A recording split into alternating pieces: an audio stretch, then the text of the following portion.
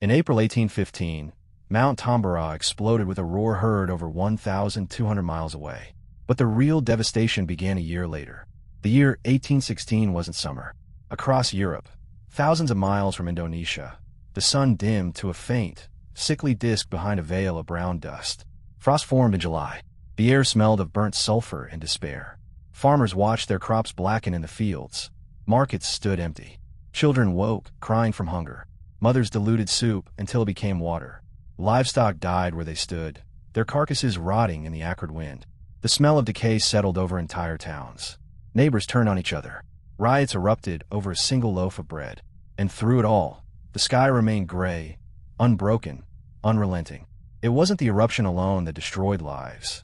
It was the ash that circled the earth like a shroud, a veil that wouldn't lift for years. Civilization trembled beneath a silent, invisible catastrophe. But the question no one asked was, what happens when the earth itself decides to turn off the sun? Because when Mount Tambora exploded in April 1815, it didn't just destroy an island. It launched 60 million tons of sulfur dioxide into the stratosphere, creating a planetary veil that dimmed the sun for 3 years. And the same geological forces that unleashed Tambora are building pressure beneath Yellowstone, Campi Flegrei, and a dozen other supervolcanoes right now. Mount Tambora had stood quietly on the Indonesian island of Sumbawa, a stratovolcano so vast it seemed part of the landscape itself. Then, in a single night, the mountain tore itself apart. A column of fire and ash rose more than 40 kilometers into the stratosphere. Entire villages were vaporized. The sound was heard in Sumatra, 1,200 miles away. Sailors hundreds of kilometers out to sea reported ash falling like snow. At first, no one in Europe or North America knew what had happened. But soon, sunsets turned blood red, and the moon took on a copper hue. Farmers wrote in their diaries that the sky looked bruised. The eruption had injected sulfur into the upper atmosphere, an invisible film that began to strangle the world's weather systems from the inside out. The true weapon was airborne. By the following year, the world's weather had changed. Frost blanketed fields in New England in June. Snow fell in July. Crops failed across 3 continents, in Ireland, France, and China. In Switzerland, starving villagers rioted and looted grain stores. In China, summer frost destroyed rice paddies, triggering mass starvation. Global temperatures plunged by nearly 1 degree Celsius, a shift small enough to seem harmless on paper, but deadly in practice. More than 90,000 people died from cold and hunger. Today, over 800 million people live within range of active volcanoes. Climate scientists study Tambora as a model for volcanic winter, the same scenario that could unfold if Yellowstone awakens. The question isn't if another Tambora-scale event will happen. It's when. But the ash wasn't the deadliest part. The true killer was invisible, sulfur dioxide that turned the atmosphere itself into a chemical weapon against life on Earth. When Tambora exploded, it didn't just release ash, it unleashed chemistry. Deep inside the volcano, trapped sulfur combined with oxygen to form sulfur dioxide gas. That gas was shot 40 kilometers high, where it reacted with sunlight and water vapor to create aerosols, microscopic droplets of sulfuric acid. Each droplet was a mirror, billions of them scattering sunlight back into space. To the naked eye, it looked beautiful. The sunsets turned violet, the skies orange-red. But each glowing horizon was also a measurement of planetary cooling. Scientists estimate that those reflective aerosols reduced global sunlight by about 10%, enough to drop average temperatures by a full degree Celsius, the thin line between harvest and famine. The aerosol veil persisted for 3 years. Unlike volcanic ash, which falls within weeks, sulfuric acid droplets are so light they float in the stratosphere, circling the globe on high-altitude winds. Each sunrise and sunset passed through that chemical screen, weakened before reaching Earth's surface. The cooling wasn't uniform.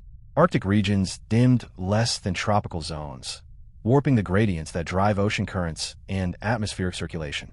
Europe saw snow in summer. India's monsoon failed, unleashing famine across Asia. In North America, ice formed on rivers in June. The global heat engine faltered, and the weather itself lost its rhythm. What made Tambora uniquely devastating wasn't the volume of ash, but the altitude of injection. Lesser eruptions dumped sulfur into the troposphere, where rain scrubs it clean within weeks. Tambora's blast breached the stratosphere, above the weather, beyond the rain, where chemistry could rewrite climate for years. The mechanism was invisible, elegant, and merciless. And it revealed something scientists wouldn't grasp for another century. The atmosphere isn't just air. It's a chemical reactor, and volcanoes know exactly how to weaponize it. If one mountain could alter the planet by accident, what happens when humans decide to do it on purpose? If Tambora's eruption could dim the sun by accident, what happens when humans try to do it on purpose? Scientists have explored using aerosols to cool the planet, a radical experiment in geoengineering. The principle is simple. Inject sulfur into the stratosphere, mimic the volcanic veil, reflect sunlight, and lower temperatures. On paper, it works. Models show a Tambora-scale injection could offset 0.5 degrees Celsius of global warming within months. Arctic ice might stabilize. Coral reefs could gain a reprieve. Yet the same beauty that once cloaked the planet in violet sunsets hides chaos. High-altitude winds don't follow predictions. Monsoons fail.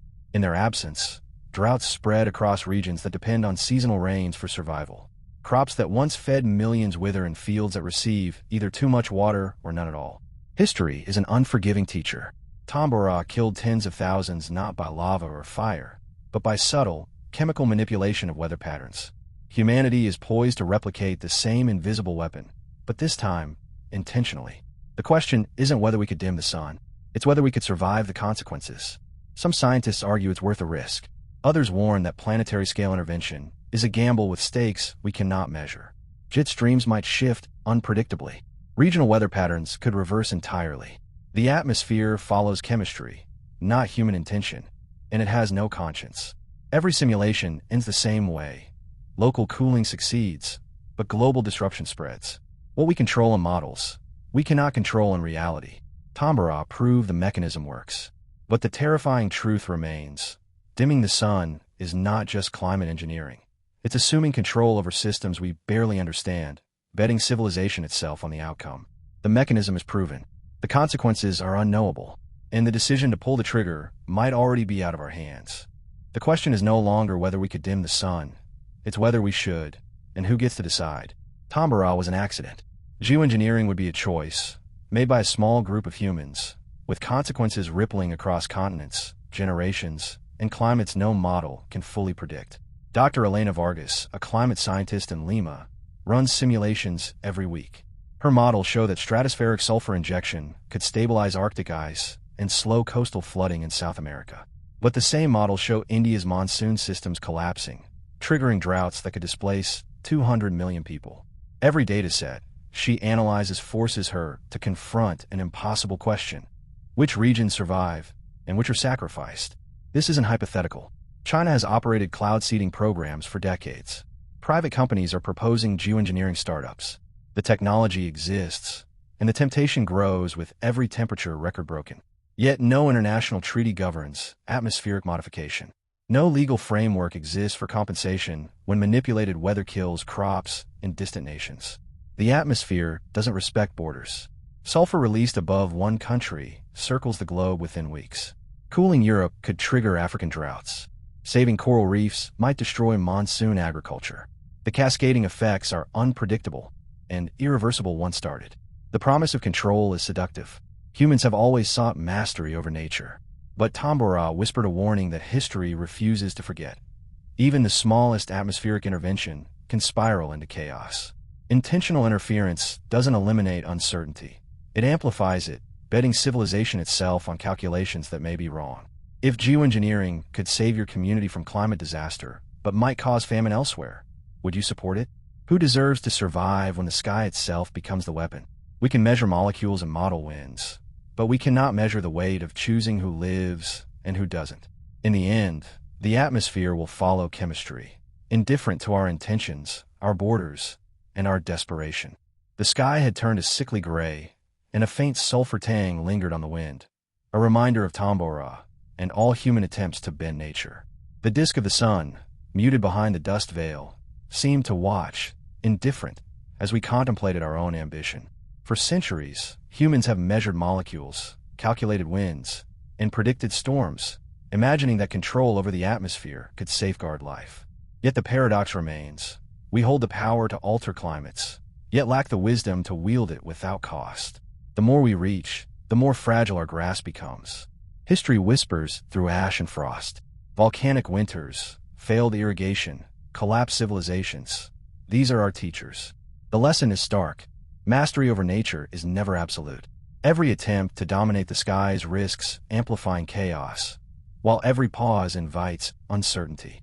The choice is not between action and inaction, but between hubris and humility. We begin to see that restraint is survival.